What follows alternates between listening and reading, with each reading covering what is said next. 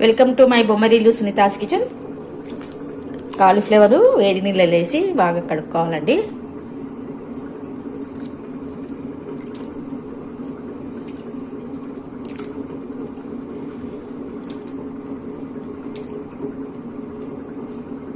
అన్నీ మైదా పిండి, కొంచెం 2 స్పూన్లు కార్న్ఫ్లోర్ అండి. కార్న్ఫ్లోరు, మైదా పిండి, ఒక 2 స్పూన్లు శనగపిండి, రెడ్ చిల్లీ పౌడరు,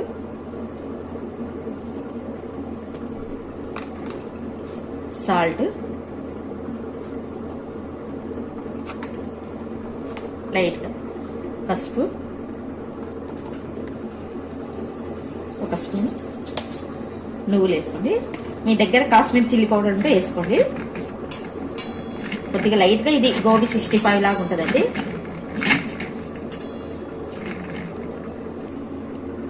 కొద్దిగా కస్తూరి మేతి అండి, కొంచెం నలిచేయండి. కస్తూరి మేతి,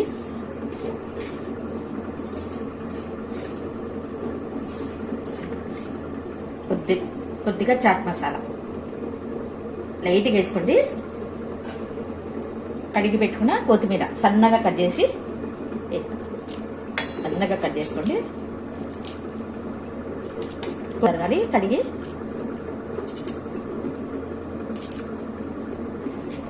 కొన్ని వేసుకుంటా కలుపుకోండి. అన్ని ఒకటేసారి వేస్తే కూడా ఒకటే దానికి ఎక్కువ పడుతుంది, ఒకటి తక్కువ పడుతుంది. కొంచెం వేసుకొని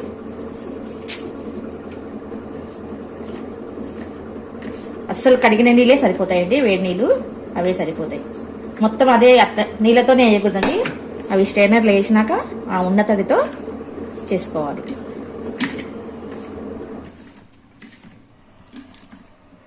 ఇలా కలుపుకోండి. ఎక్కువ మళ్ళీ పిండి ఉండకూడదండి, లైట్గా దానికి అతుక్కున్నాలి అంతే, ఎక్కువ వేయకూడదు. నేను కొద్దిగా సపరేట్గా ఎంచుకొని నేను తిననీక పెట్టుకున్నానండి. నేను ఉత్తదే నిమ్మకాయ ఉప్పు కారం వేసుకొని తింటాను. తడికే మొత్తం ఇదయింది. ఏమంటే కొద్దిసేపు లేట్ అవుతుంది. కొంతమంది నీళ్ళు వేసి కొద్దిగా తడుపుకున్నాక దానిలో వేసి కలుపుతారు కదా, ఏం అవసరం లేదు.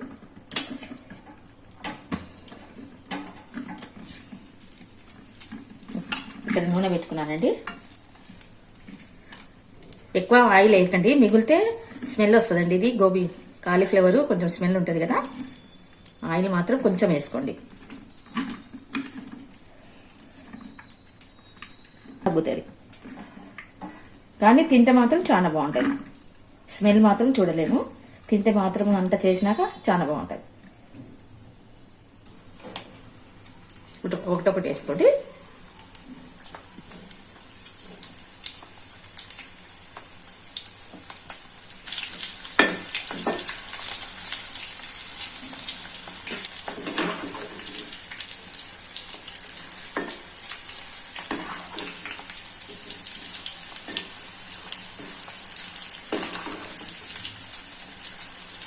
టమాటా సాస్తో తింటానండి. నేను వేరేలాగా చూపిస్తానండి. నాకు దగ్గర టమాటా సాసు ఉండదు. నేను నిమ్మకాయ రసం, ఉప్పు, కారం వేసి కలుపుతాను. చూడండి.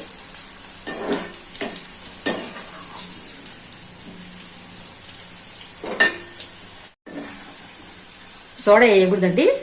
సోడా వేస్తే తొందరగా ఎర్రగా అయిపోతాయి. సోడా వేయకూడదు.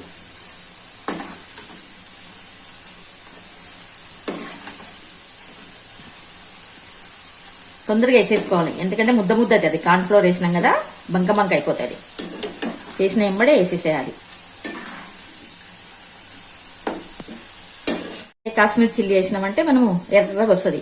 గోబీ 65 అని అంటారు కదండి, దానిలో మనకు కాశ్మీర్ చిల్లీ పౌడర్ వేస్తారు, అందుకే రెడ్గా వస్తుంది. ఇది మనం నార్మల్ కారం వేసినాం కాబట్టి ఇలాగ వస్తుంది.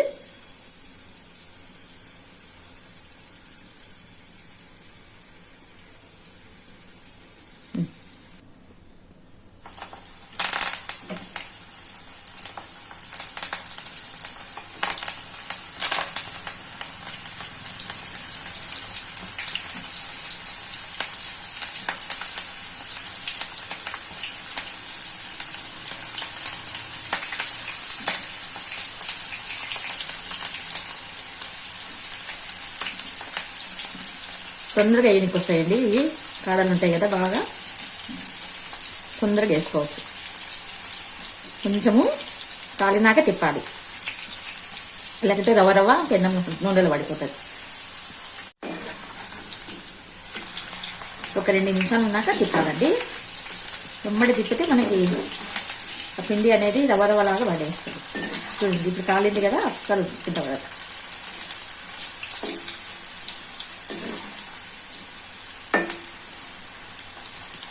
స్మెల్ బాగా వస్తుందండి. కస్తూరి మేతి వేసినాం కదా, చాలా బాగా వస్తుంది స్మెల్. ఎవరు వేయరండి, నేనే ఫస్ట్ వేసినాను కస్తూరి మేతి. ఎంత బాగుందంటే స్మెల్ అంత బాగా వస్తుంది. మంచిదే కదండి ఆరోగ్యానికి కస్తూరి మేతి.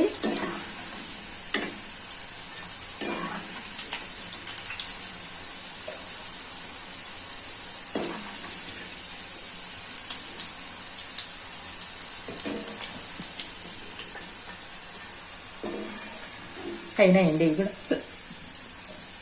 ఇవి కూడా తీసేటప్పుడు మాత్రం స్టవ్ ఎక్కించండి, ఎందుకు మాత్రం బాగుంటుంది.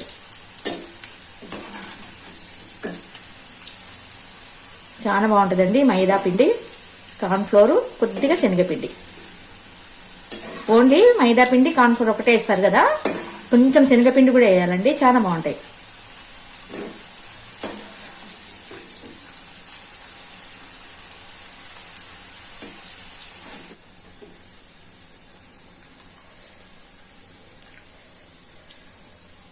అయిపోయినాయండి.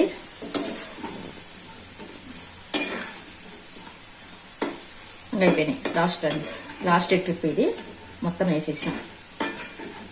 దీనికి లిక్విడ్ లాగా నేను సాస్ లాగా చేస్తానండి. చూడండి, దాంట్లో డిప్ చేసుకొని తింటే చాలా బాగుంటుంది.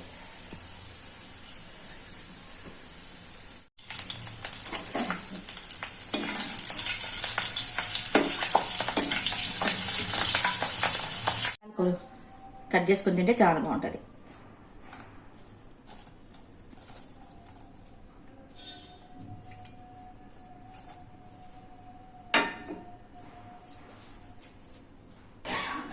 అయిపోయినాయండి.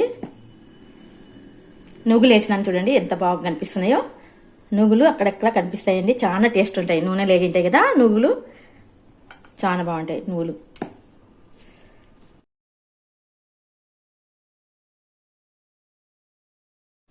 నిమ్మకాయ రసం, కొంచెం కారము, కొంచెం సాల్ట్. చాలా బాగుంటుందండి. ఉప్పు కారము లైట్గా డిప్ చేసుకోవాలి.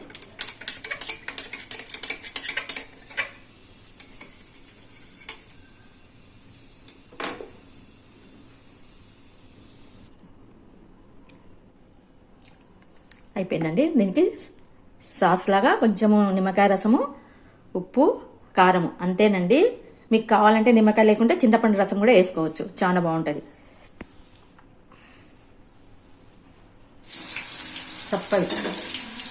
చప్పగా మంచిగా ఉంటాయి. ఉప్పు ఒకటి వేసుకొని తింటే చాలా బాగుంటాయండి.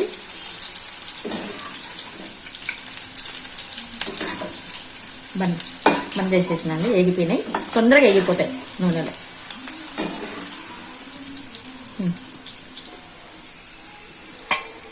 చాలా బాగుంటాయండి ఉత్తవి. కొంచెం దీనిలో నిమ్మకాయ, ఉప్పు, కారం చల్లుకుంటే ఎంత బాగుంటాయో.